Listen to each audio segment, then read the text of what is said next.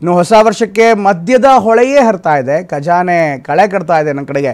ಈ ರೀತಿಯಾದಂಥ ಒಂದು ಇಂಟ್ರೆಸ್ಟಿಂಗ್ ಅಂತ ಸುದ್ದಿ ಬರ್ತಾ ಇದೆ ಹೊಸ ವರ್ಷಾಚರಣೆ ಹಿನ್ನೆಲೆಯಲ್ಲಿ. ಈಗ ನಿನ್ನೆ ಕೋಟಿಯಷ್ಟು ಮದ್ಯದ ಖರೀದಿ ನಡೆದಿದೆ. ನಿನ್ನೆ ಅಬಕಾರಿ ಇಲಾಖೆಗೆ ಕೋಟಿ ಆದಾಯ ಉಂಟಾಗಿದೆ. ಇನ್ನು ದಿನದ ಭರ್ತಿಯಾಗಿ ಒಂದು ದಿನದಲ್ಲಿ ಸುಮಾರು 308 ಕೋಟಿಯಷ್ಟು ಮದ್ಯ ಸೇಲ್ ಆಗಿದೆಯಂತೆ.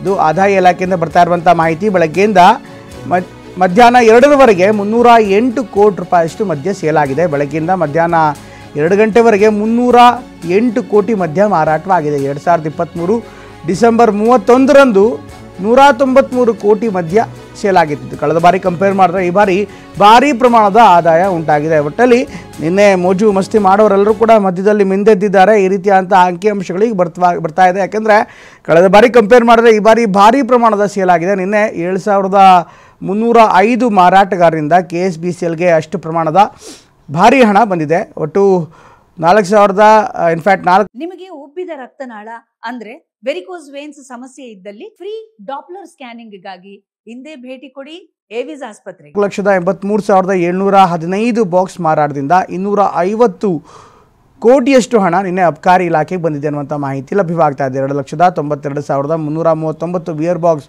ಮಾರಾಟದಿಂದ 57 ಕೋಟಿ ಲಾಭವಾಗಿದ್ದರೆ, ಅದೇ ರೀತಿ ಇನ್ನಿತರ ಮದ್ಯ ಮಾರಾಟವನ್ನು ಒಟ್ಟಾರೆಯಾಗಿ ನೋಡೋದಾದರೆ 308 ಕೋಟಿ ರೂಪಾಯಿಯಷ್ಟು ಭಾರಿ ಮೊತ್ತದ ಮದ್ಯ ಸೇಲ್ ನಿನ್ನೆ ಒಂದೇ ದಿನಕ್ಕೆ ಭರ್ತಿಯಾಗಿ ಆಗಿದೆ. ಒಟ್ಟಿನಲ್ಲಿ ಎಲ್ಲವನ್ನೂ ಕೂಡ ನೋಡ್ತಾ ಇದೆ. ಜನ ಈ ಮೋಜು ಮಸ್ತಿಯ ಜೊತೆಗೆ ಭಾರೀ ಪ್ರಮಾಣದಲ್ಲಿ ಮದ್ಯ ಸೇವನೆಯಲ್ಲೂ ಕೂಡ ತೊಡಗಿರೋದು ಕಂಡುಬರ್ತಾ ಇದೆ. ಒಟ್ಟಿನಲ್ಲಿ ಹೊಸ ವರ್ಷಾಚರಣೆ ಒಂದು ಕಡೆಗೆ, ಇದರ ಜೊತೆಗೆ ಮದ್ಯದ ಮಾರಾಟಗಾರರು ಕೂಡ ಈಗ ಭರ್ಜರಿ ಲಾಭವನ್ನು ಮಾಡಿಕೊಂಡಿರುವಂತೆ ಕಾಣಿಸ್ತಾ ಇದೆ. ಸಹಜವಾಗಿ ಈ ಒಂದು ಸಂದರ್ಭದಲ್ಲಿ ಎಲ್ಲರೂ ಕೂಡ ಕುಡಿದು ಕುಪ್ಪಳಿಸೋದ್ರ ಜೊತೆಗೆ ಕುಡಿದು ಕುಪ್ಪಳಿಸ್ತಾ ಇದ್ದಾರೆ ಕೂಡ.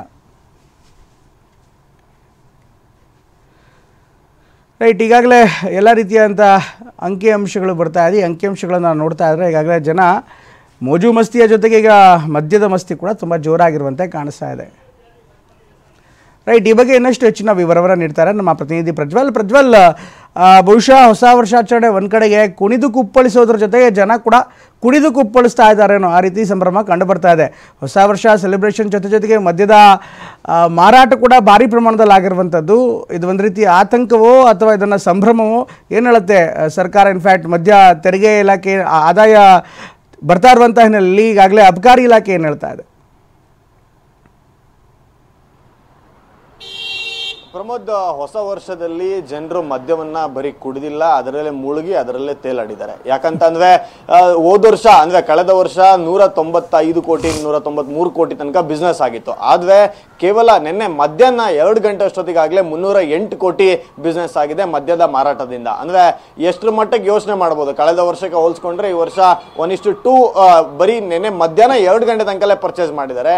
ಅದರಲ್ಲಿ ನಿನ್ನೆ ರಾತ್ರಿಯ ಬಿಸ್ನೆಸ್ ಅನ್ನ ಸೇರಿಸ್ಕೊಂಡ್ರೆ ಇನ್ನು ಸಾಕಷ್ಟು ದೊಡ್ಡ ಮೊತ್ತದ ಅಮೌಂಟ್ ಆಗುತ್ತೆ. ಮತ್ತೆ ಸಾಮಾನ್ಯವಾಗಿ ಇವರು ಸ್ಟಾಕ್ ಏನು ಹಾಕಿಸ್ಕೊಳ್ತಾರೆ, ಮದ್ಯದ ಅಂಗಡಿಯವರಾಗ್ಬೋದು, ಬಾರ್ ಅಂಡ್ ರೆಸ್ಟೋರೆಂಟ್ ಅವರು ಏನು ಹಾಕಿಸ್ಕೊಂತಾರೆ, ಇವರೆಲ್ಲರೂ ಶುಕ್ರವಾರ ಹಾಕಿಸ್ಕೊಟ್ಟಿದ್ದಾರೆ. ಹೀಗಾಗಿ ಅವತ್ತು 408 ಕೋಟಿ ರೂಪಾಯಿದು ಬಿಸ್ನೆಸ್ ಆಗಿದೆ. ಒಟ್ಟಾರೆಯಾಗಿ ಈ ಹೊಸ ವರ್ಷದ ಸಂಭ್ರಮಕ್ಕೋಸ್ಕರ, ಹೊಸ ವರ್ಷದ ಪಾರ್ಟಿಗೋಸ್ಕರ, ಹೊಸ ವರ್ಷದಲ್ಲಿ ಕೂಡಿದ್ದು ತೇಲಕ್ಕೋಸ್ಕರ ಸುಮಾರು ಈಗ ಆಲ್ರೆಡಿ 300 ಪ್ಲಸ್ 400 ಒಂದು 700 ಕೋಟಿ ರೂಪಾಯಿ ಬಿಸ್ನೆಸ್ ಆಗಿದೆ ಇದುವರೆಗಿನ ಲೆಕ್ಕದಲ್ಲಿ ನಿನ್ನೆ ಮಧ್ಯಾಹ್ನ ತನಕ.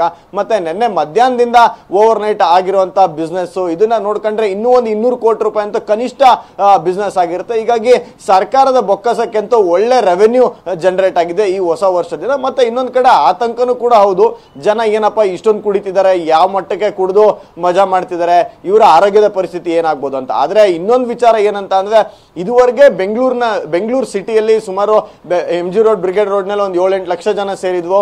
ಮತ್ತೆ ಕೋರಮಂಗಲದಲ್ಲಿ ಒಂದು 3 ರಿಂದ 5 ಲಕ್ಷ ತನಕ ಜನ ಸೇರಿದ್ವು ಅಂತ ಹೇಳಿ ಒಂದು ಎಸ್ಟಿಮೇಟ್ ಅನ್ನ ಮಾಡಲಾಗಿದೆ. ಇಷ್ಟೆಲ್ಲ ಆದ್ರೂ ಸಹಿತ ಇದುವರೆಗೆ ಯಾವುದೇ ಒಂದು ಅಹಿತಕರ ಘಟನೆಗಳು ನಡೆದಿರೋದ್ರ ಬಗ್ಗೆ ರಿಪೋರ್ಟ್ ಆಗಿಲ್ಲ. ಈ ಕ್ಷಣದವರೆಗೆ ರಿಪೋರ್ಟ್ ಆಗಿಲ್ಲ.